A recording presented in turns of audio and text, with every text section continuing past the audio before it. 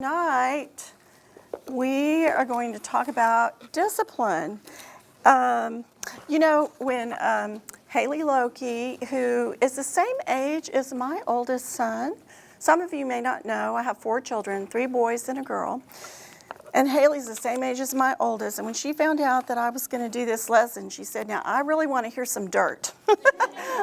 I assured her that with my 4 kids, who she knows all of them, I have plenty of dirt to share with you. No problem there at all. But anyway, seriously, I'm really proud of all of my children. But there have been a lot of bumps and difficulties along the way. And so, one thing I want to say to you tonight is that, the subject is discipline. Maybe I'd rather be talking to you about how to have fun with your kids and all that.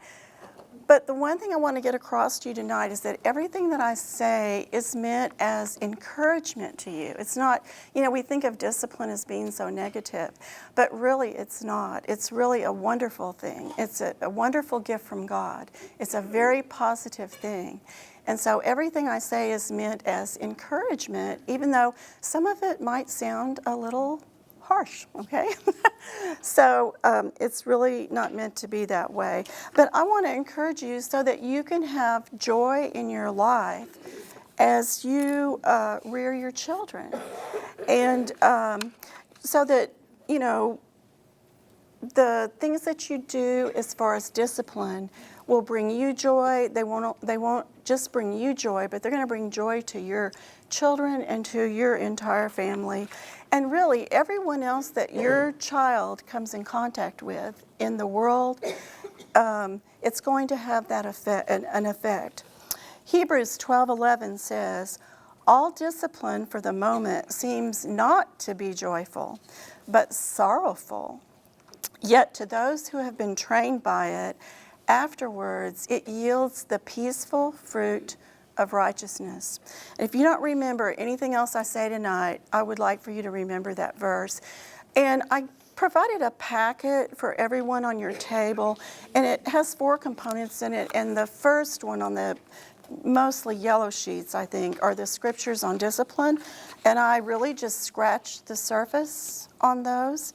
But I'll be referring to some of those, but I hope you will take those home and read them over and over and over, because I still do that. I read them over and over and over. Also, like all of us have done when we get up here, we put a disclaimer on this, okay? I am not and was not a perfect parent. Those of you who know my children know that I do not have perfect children. So let's just put that out there right now. I didn't do everything just right, and you won't either. But as Linda mentioned in her prayer, we are here to just share with you things we've learned along the way, and hopefully those are informed by God's Word. And hopefully you'll get something that will be beneficial to you. So first of all, let's talk about the goals of discipline and what those should be. And as I mentioned earlier, discipline should not be a negative thing. All discipline is rooted in love. Love and discipline are not contradictory roles. Let me give you an example of that. Recently, I have a precious little 3-year-old grandson. But he went through a little phase there where he just turned into a little rolling alligator when it was time to change his diaper. And I'm not kidding you. I mean, it was like wrestling an alligator. And, that just got obnoxious after a while. And so, fortunately, my son and daughter-in-law have told us that feel free to discipline however you see fit, which I consider a high compliment.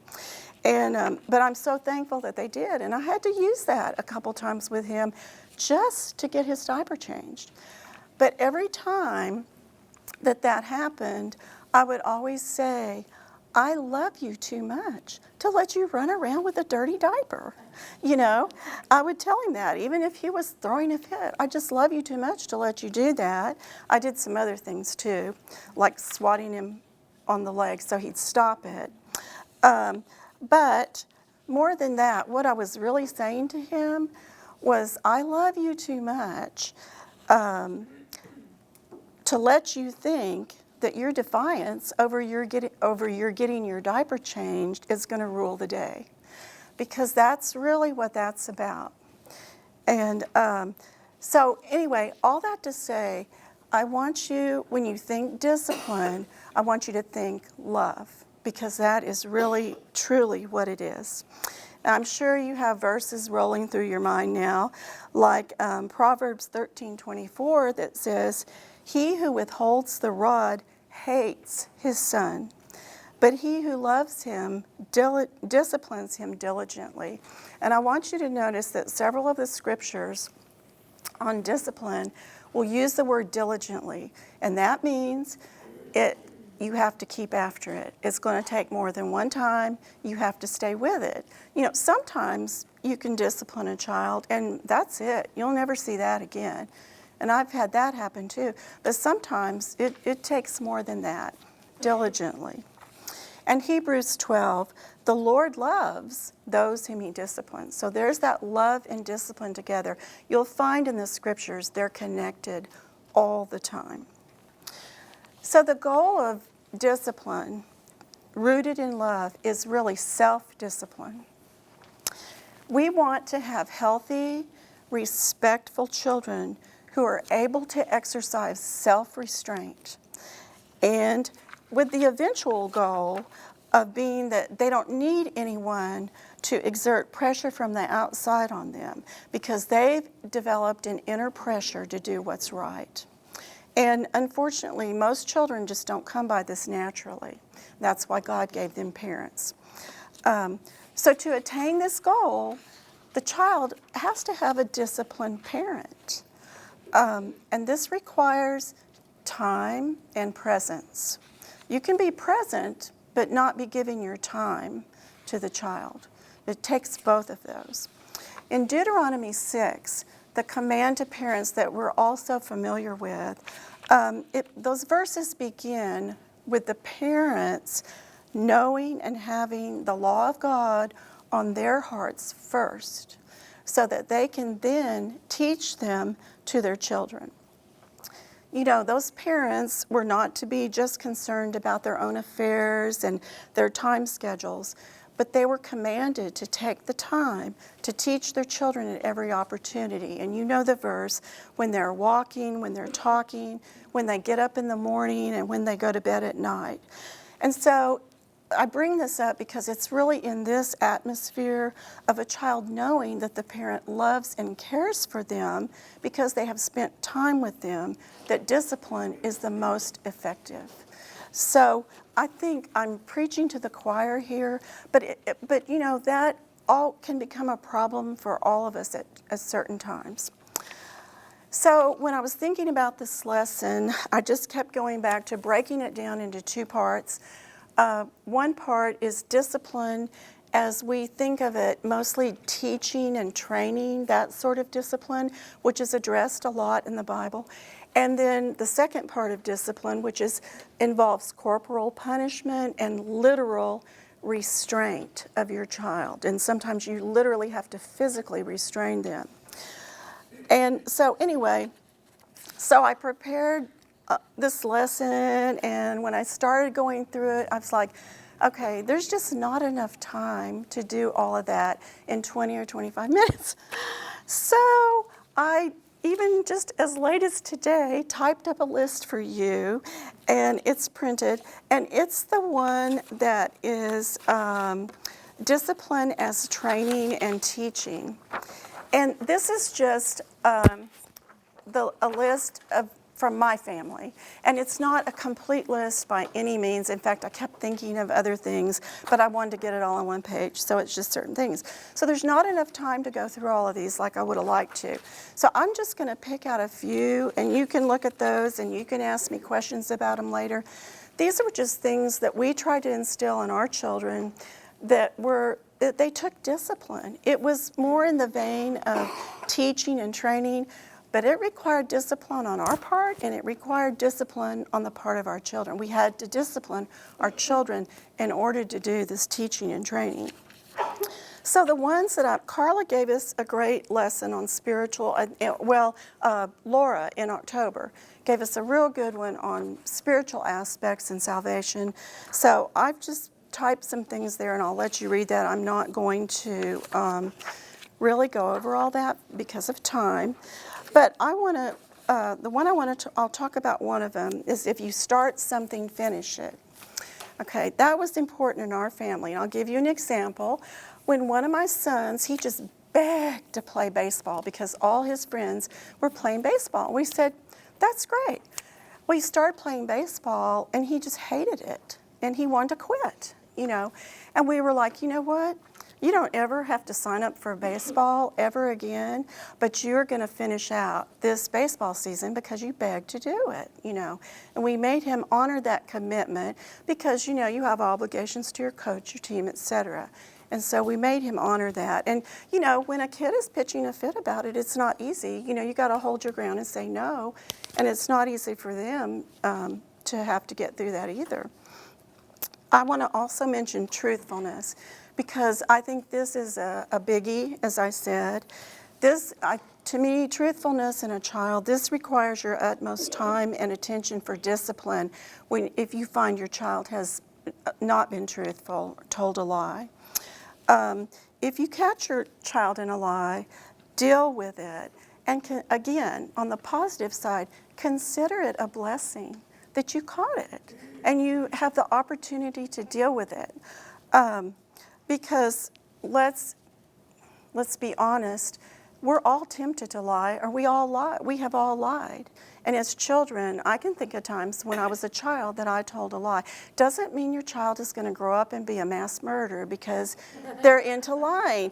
Well, I've had some parents come to me, they were very concerned because their child did have a problem with lying. And I was like, well, that is a reason to be concerned, but you deal with it and you confront it. And to me, every child, when you find this out, they should have to confess to the person they lied to or about the lie, whatever it involves, and they should have to make it right. An apology at the least, and then asking forgiveness through prayer. Lying is a sin. You know, I liked what Laura said in October about being careful about what you call a mistake and what you call a sin. God doesn't care about mistakes, He does care about sin. Lying is a sin. And so that really needs to be confronted and owned up to and dealt with. And it's a very cleansing experience, as I can remember from my own childhood. And the other one I'm just going to touch on is financial responsibility. Even from the time our children were young, all the way through, you know, until they were out of college and self-sufficient, of course, they were allotted money in age-appropriate increments. And as they got older, they were required to make a budget. And they were just given so much money, and they had to live on it.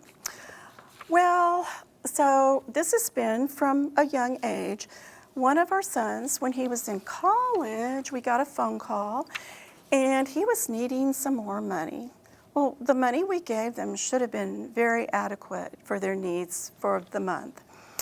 And so when Jim got to talking to him, I can't remember if we already knew or if it was in the discussion with him, we found out that he had decided to buy a gun for hunting. His grandparents lived very close by, and it was very convenient to go hunting on the weekends. So they had some discussion about it, but the last word on it was Jim saying, well, how's that gun going to taste for the rest of the semester? And one time, one of them wanted a pair of Air Jordans. This was back when that first came out, and that was really the thing. This kid idolized Michael Jordan, and I have a very funny story to tell about that. You'll have to ask me sometime. But anyway, you know, we thought they were too expensive to just buy and hand over. So we drew up a contract. The child had to sign the contract. We bought the shoes, but the contract was their payment schedule to pay us back for those shoes. Anyway, okay, and the rest I'm going to leave for you just to look at. But you know, the point of all this is that all of these things that I've listed there, and I'm sure you can think of a million other things like that, these are just training and teaching things, but they did require discipline on our part and on the part of our children, because they all involve the unpleasant reality that children don't always want to comply with the training or the whatever agreement you have, or whatever they're supposed to do. I mean, they're human beings and they don't want to do that. So we have to try to do our best to teach them and train them in those ways. It is hard to start something. I mean, as adults, we have this experience. It's hard to start something and then figure out that you really don't like doing it, but you have to finish it. And it's really hard to realize that you're going to have to eat your gun for the rest of the semester or eat ramen noodles the rest of the semester, whichever it may be. Especially as a mom, you hate to think of your kid going hungry. He didn't die, so anyway. And there's lots of other things, but remember that scripture from Hebrews. All discipline for the moment seems not to be joyful. That's because it's not joyful. But even sometimes it's sorrowful. When you have a very serious issue and you have to exact some very hard discipline, it's sorrowful. Yet to those who have been trained by it, afterwards it yields the peaceful fruit of righteousness. Okay, so that's all I have time to do about the teaching and training. So now I'm going to go to talking about discipline that involves what we would call really for punishment and correction and restraint. This is when you need to make your child accountable for their actions, but it requires more than what we normally think about as teaching or training. And part of that is corporal punishment or spanking, whatever you want to call it, and also involves consequences that we don't normally consider just training, things that we're training them in, and that kind of discipline. So I'm going to ask you a really, really dumb question, okay? Would you deliberately let your child run out in front of a speeding truck on the street? You're like, that's so stupid. Why are you even? Of course, it's a stupid question. Nobody would do that. Nobody would ever think about doing that. But you will have exactly the same outcome if you do not physically discipline and or restrain your child when it's warranted. And how do I know this? Well, two reasons. First of all, the Bible says in Proverbs 19:18, discipline your son while there is hope, and do not desire his death. And then in Proverbs 23, verses 13 and 14, do not withhold discipline from the child. Although you strike him with the rod, he will not die. So we're not talking about child abuse, okay? You shall strike him with a rod and rescue his soul from Sheol. So I know this is true from the scriptures. I also know it's true because I have unfortunately now lived long enough to actually literally see this play out, where children were not disciplined and it turned out very badly for them, even to the point of death. And we don't want that to happen to anybody. Really, what these two scriptures are saying is that you can literally save your child's life and his soul by exercising discipline. That's how important it is.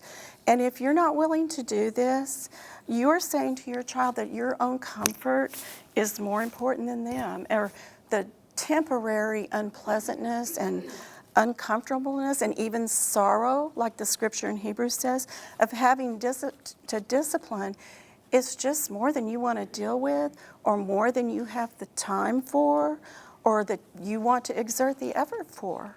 It's hard. Sometimes I know some parents are just afraid of the reaction they'll get from their child if they cross them. It can be very uncomfortable. Sometimes it's embarrassing.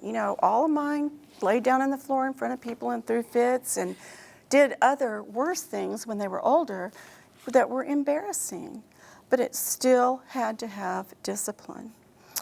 And I think sometimes when our children do these things, we feel like it's a reflection on us as a parent, and that's why it's embarrassing. And it could be a reflection on the parent, but it's not always. Even the most attentive and godly and hands-on parents have children that behave badly and sin. Nobody has a child that does not require discipline. I've never seen it. Even Jesus had to learn obedience through suffering. Hebrews 5:8, and that's a whole other subject that we could talk about. When I found it hard to physically punish my precious little child, and I was just thinking as all of you came in, I thought, oh, y'all's children are so precious. It's like, this is hard to even tell you, but you know, they're so sweet, and especially when they're little, they're just so sweet, you know, but they need this, and you all know that they need this because you live with them every day, and they do need it. So when I found it hard to do it, this is what I always had in my brain, and I guess the Holy Spirit put it there. I don't know where it came from. I thought, do I want to see the 13-year-old, when they were 2, do I want to see the 13-year-old version of this? Or do I want to see the 16-year-old version of this? The answer was no, I do not. I do not want to see that. I don't want to see the 13-year-old version or 16-year-old version of a temper tantrum or anything else, you know. So along with the scriptures, that thought gave me the strength that I needed to discipline. Now, I want to say just a couple words about Dad, okay? And Dad's not here to stick up for himself, and I understand that. But just like moms, some dads find it difficult to discipline their children. I think for some people, it's not as hard as for other people. And some dads are kind of timid about it. So if your husband is timid about this, I am saying to encourage him in any way that you can. Now, I don't mean lecturing him. I don't mean disparaging him in any way for not being a good dad. Not at all. What I mean is in a gentle and positive way, find an opportunity to encourage him. For example, honey, I think that little James really responded to you when you corrected him. I think he really needs your firm hand very much. Thank you for being the good dad that he needs. And emphasize the part that he really responds to you. And it can be true for girls too, but I will just tell you, having had 3 boys, when they get to be about 12, boy, you need Dad very much. Mom takes a step back and Dad becomes all important, I think especially with boys. And so if your husband is timid about that, I think there's a good way to encourage him in that without anything negative or disparaging to him at all. Okay, so when do we know how to utilize corporal punishment, actual restraint, you know, things like this? To me, it's when a child is deliberately defying you or challenging your authority. I've thought about my own children. I thought, you know, there's active ways kids do this, and there's passive-aggressive ways children do this. And I'm talking about very little children. Like, for an example, what I call an active way that they challenge your authority. It's just really looking you in the eye and saying, bring it on, Mom, just bring it on, you know. I had one that, it was a very good child, very good, but boy, he went through a stage. Woo, it was bring it on, Mom, you know. And another way we see that sometimes with our little ones is when you give them a command and they just say no. You know, they just look in your face and say no. To me, that's when it's time for you to do something. You may not have had any children of this temperament, but I had a couple. Maybe your child has hit you or tried to hit you. I've seen this before. I actually was in a store one day, I think it was Home Depot, and I actually saw like about a 3-year-old spit on their parent, and the parents didn't do anything. My child would not have been living. Not have been living. Okay, they can also be passive-aggressive about it. Okay, since Ashley's not here, don't tell her I told this story. But it's hard to tell a story without saying he or she or whatever. And since she's the only girl. Okay, so she's little. I mean, she's like probably 3 at the most, I think 3 maybe. It's hard for me to exactly remember. So she had this beautiful white rocking chair that her grandmother had given her, that a man that her grandmother knew had handcrafted and everything. So one day I came along and I saw some crayon marks on it. Just a little bit, not a big deal. So I got her and I said, you know, honey, I don't know if I said honey, but we don't do this. This is not what we do. Let's go get some stuff and clean it up. And so we did the best we could. You know, it was kind of hard to get off there. So then we went on, and a little while later, I went and looked. She had covered the chair with Crayola. It wasn't just a few marks. I mean, she had gone straight back. And this was what I thought about that mom. And let me tell you, I only had to spank her maybe 2 or 3 times in her whole life, and she still to this day claims that one of those times was her brother's fault. But she didn't really do it. She didn't do it. He got her in trouble. Oh man, she had covered that chair. She was really too little for us to clean. I couldn't get up. We had to repaint the chair. Oh boy. She remembers, I think she still remembers that spanking. She got a really good spanking because it was a deliberate act of defiance. She was just, you know, I had just told her something and she just decided she would just go and do just the opposite and take it to the max. And she was not really a stubborn child. She was really a relatively easy child to raise. So, but you know, we all have it in us. We all have it in us. You know, yeah, we do. And our sweet children have it in them. I'm not talking about, you know, like childish mistakes, like accidentally breaking something, spilling your milk and things like that. I love the story that Carl Burkeen tells in his book, What Every Family Needs. And that's an old book by Carl Burkeen and Paul Faulkner, but it's a really good book and I still recommend it. But he tells the story of a little boy who'd been helping his mother forever set the table. And one day the child slipped and a dish fell and broke. And the mother's response, instead of getting upset or, you know, chastising the child, she said, you know what, how long have you been helping me do this?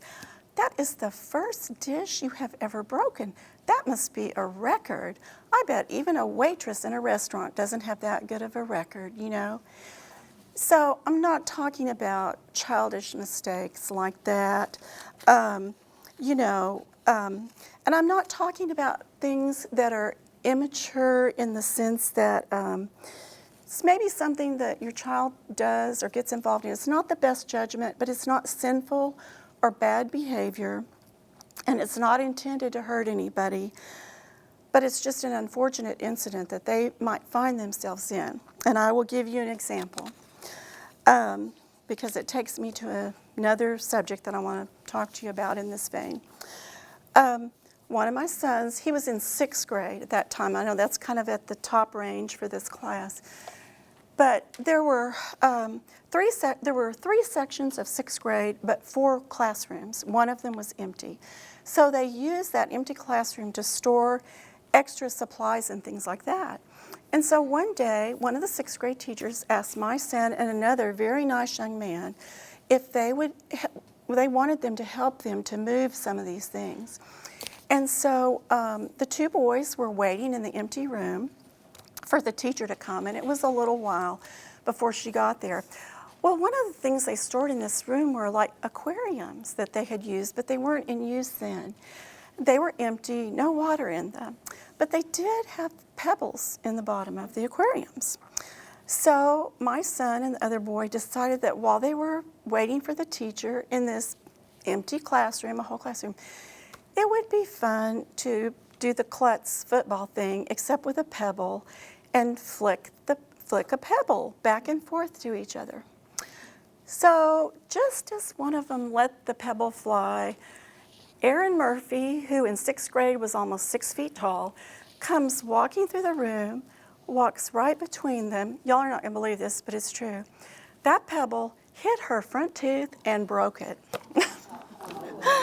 So when I got the call from the principal, the first thing she said was, Marla, everything's okay. Okay, so then I took a deep breath. Then she said, number 2, if they even tried to replicate this, they could not do it again. If they tried 1,000,000 times, you couldn't even do it. And then she told me what had happened. Oh, of course, I was mortified. The boys were mortified.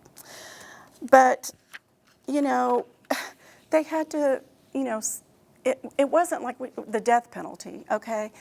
But they had to be responsible.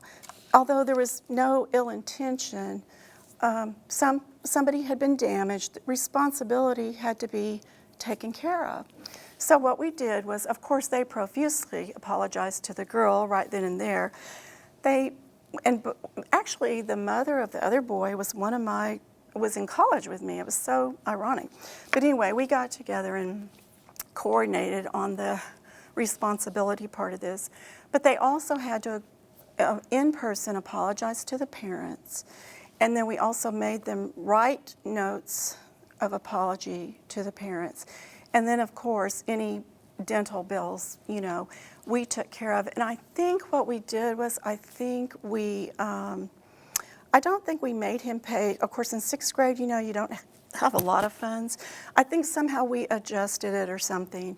But anyway, we made it clear that, you know, this is our responsibility to take care of this, and it's your because there's no bad intention, but something happened, and we need to make it right, you know. So those kind of things, you know, to me, that's not death penalty case, okay? But they do have to be dealt with in the right way, and the child needs to know responsibility. And so this brings me to the thing that I want to talk to you about that is really, this is one of the things that has really been on my heart, because I have seen it not only over the course of my lifetime in rearing children, but I still see it today. And that is making excuses for your children when they are in the wrong. I'm not talking about when they're not in the wrong or when they really need an advocate, because you are their best advocate. And sometimes a child does need an advocate. Nobody else sometimes will do that for them, and if they haven't done anything wrong. But, you know, making excuses, like with the pebble, flicking the pebble incident, we could have said, well, why in the world did that girl walk through there right then? Or, you know, if those teachers hadn't taken forever, that would have never happened, or blah, blah, blah, on and on with excuses. No, never said a word like that. Not one excuse was made. It was just like, you know, we're just as sorry as you are that this happened to my son, but we have got to do the best we can to make restitution for this. No excuses. 2 things I've seen. I'm going to talk more about the making excuses, but the worst outcomes I've seen with children have been when the child, what I call lackadaisical parenting or extremely permissive parenting, that, and then the making excuses. And I don't have time to really talk about the permissiveness. I want to talk more about the excuses. Okay, so here's another example for you.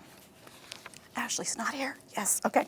So one day, my precious little daughter and I went up to Hancock's fabric store. You remember that old fabric store? Bought our stuff, came home, da-da-da-da-da. So a few days later, I was in there cleaning out the bottom of the closet, and right next to the Barney backpack, there was this 6-inch glitter glue stick. And I thought, where did that come from? I've never bought a glitter glue stick in my life. And I got to thinking about it and thought, I think I know where that came from. I think my precious little girl had exercised the 5-finger discount at Hancock's, picked up the glitter glue stick and stuck it in her Barney backpack and brought it home with her. Sure enough, she had, you know, I confronted her about it. She was young. Jim and I talked about it, 3 or 4, definitely old enough. She knew better. We knew she clearly knew better than to do that. So for me, and you may disagree with this, but she got a serious spanking from me for that after we talked about it. But the worst thing was she had to wait for her daddy to come home, and then she had to tell her daddy what she had done. And I think that was the hardest thing for her of anything. And then, after her daddy got home, she had to go back to Hancock's and return the glitter glue stick and give a verbal apology to the sales lady. Okay? So I could have made a bunch of excuses. I could have just ignored it.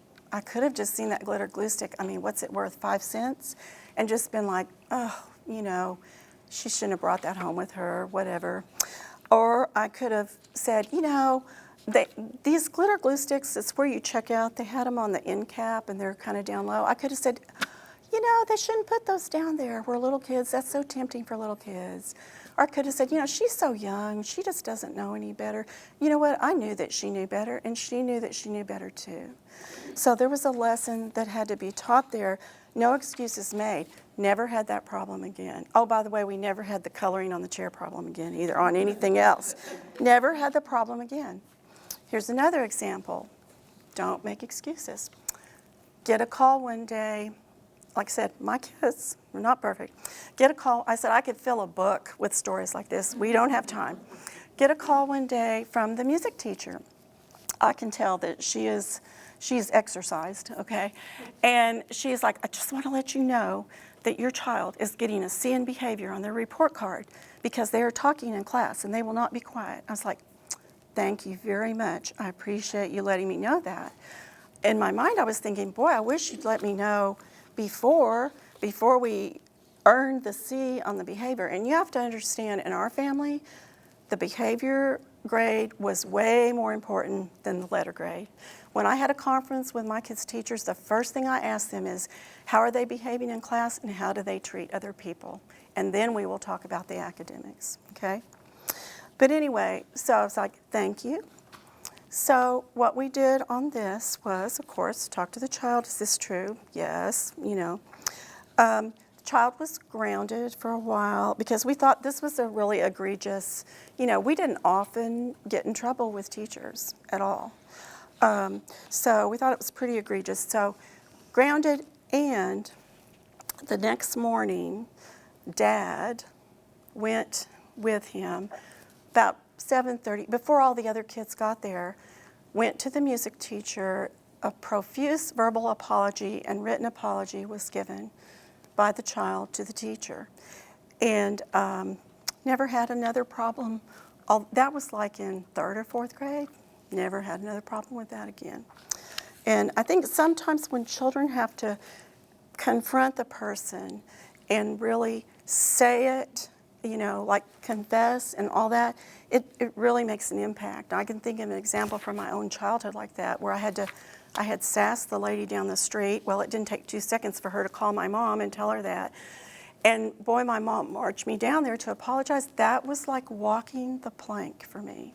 Well, I still remember it. I mean, so you might think little things like that, just don't let them slip by. It doesn't have to be anything as major as the teacher calling you, but don't let them slip by because they make an impression on a child. Here are some excuses that I've actually heard from parents.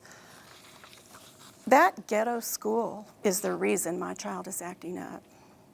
And by the way, that one ended very badly. And that was a mom who made excuses for everything. Those teachers are the worst. They're terrible. No wonder he doesn't want to do his homework. She's so smart. She's just bored. That's why she acts up in class like she does. She's just smart, and she's bored to death. If it hadn't been for those other kids, my child would have never done that. Making excuses is one of the worst things you can do for your child. And please believe me, I've seen it play out. Now, it might be that some of those excuses have some validity. You may have a very smart child. They may be truly bored. Not every teacher is the greatest teacher in the world, but it's not an excuse. Do not let it be an excuse for bad behavior, ever. If you allow it to, you're doing great damage to your child.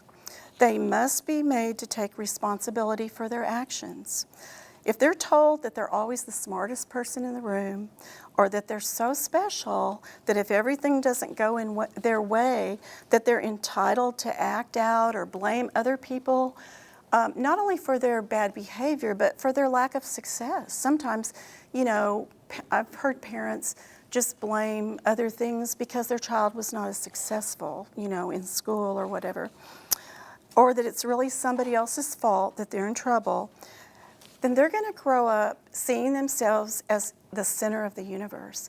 And they'll just not only see themselves as the center of your universe, but they're going to think that they're the center of everybody else's universe. And they won't be able to see the true reality of their place in the world around them or their proper place with God. And it's going to make it really hard for them to submit to authority, to have self-restraint, and submit to God. And in the very extreme, and I'm not a psychologist by any means, but in the very extreme, in my opinion, this produces a true narcissist. And there are some that are just obnoxious. There are some that are dangerous when they get to that point. But anyway, so back to the beginning of what I said in the beginning. All this, it's not really negative. Remember I said when you think of discipline, think of love. And it's all these things I've told you are really meant to empower you and to encourage you as you are shaping and trying to mold your children into the image of Christ. The scriptures I gave you, read those regularly and implant them in your heart so that you'll have the inner strength to do what the Bible tells us to do in every aspect of discipline, whether it's teaching, training, or corporal punishment, or taking responsibility, or whatever it is. Nobody loves your child more than you, unless it's their grandparents. That's an exception to that. And so you have been given the mandate from God to just believe what he says and to do it.